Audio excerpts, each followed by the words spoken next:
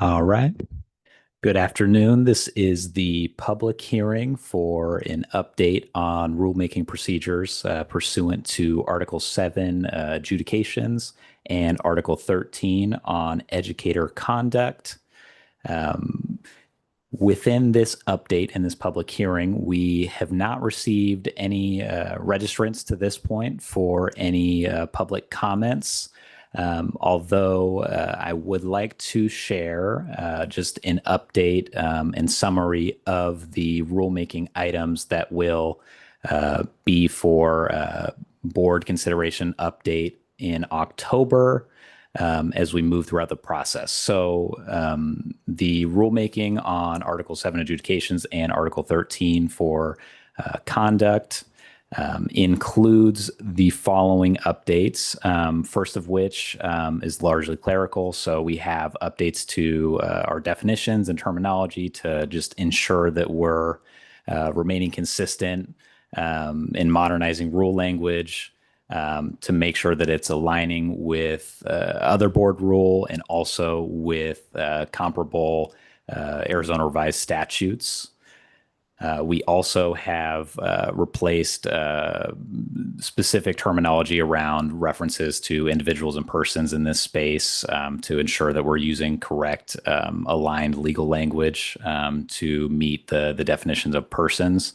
Additionally, this rulemaking package expands the board's authority to grant rehearings and reviews of decisions in cases where it's established that the required service of a document did not occur. And this is also in a space where this rulemaking package formalizes the procedures and provides a little bit more of a formalized process for the reinstatement of certificated and non-certificated persons after they satisfactorily meet the disciplinary action imposed by the board.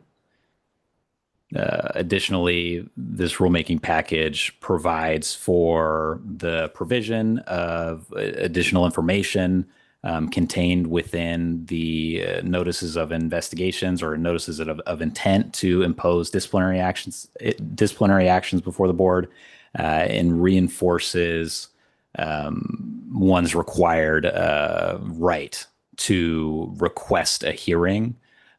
So it shores up some processes there.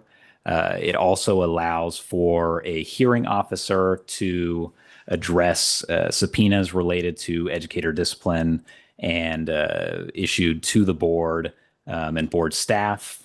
And then finally, here, this rulemaking package aligns our procedures to other comparable standard professional licensing board practices and grants hearing bodies the ability to move cases forward to summary disposition when the alleged party has not responded or participated in the hearing process. So this would is drafted with the intention of assisting in moving forward cases in which the alleged party is employing their due process rights and wanting to move forward with a hearing and allows their time frames to reach a final decision before the board forward in a much faster space. And then additionally, I'd like to take, since we have no registrants, I'd like to just take this time to just run through a couple items for people who are interested and maybe watching and would like to register for public comments on rulemaking hearings in the future. So I'll move my screen over really quick so that we can take a look at that. So for those interested in submitting public comments in the future or accessing board materials where we can see for the October 27th board meeting an update on the rulemaking procedures. First of which here we'll go to meetings. If you would like to reach the public hearing agenda, we can go here to public hearings. And then that's where we'll find this agenda where one can click on the Zoom registration link and speak and provide public comments before the public hearing, which would be jumping into a Zoom meeting like this for comments on rulemaking packages that we're hearing today. And then for board meetings in particular, we can click here for board meeting materials, and it will take you to our external site, Assembly, that will list out the board meetings upcoming. You would find October 27th's board meeting in there. If you would like to review the materials, we have an item for just an update on the rulemaking procedures scheduled for October 27th.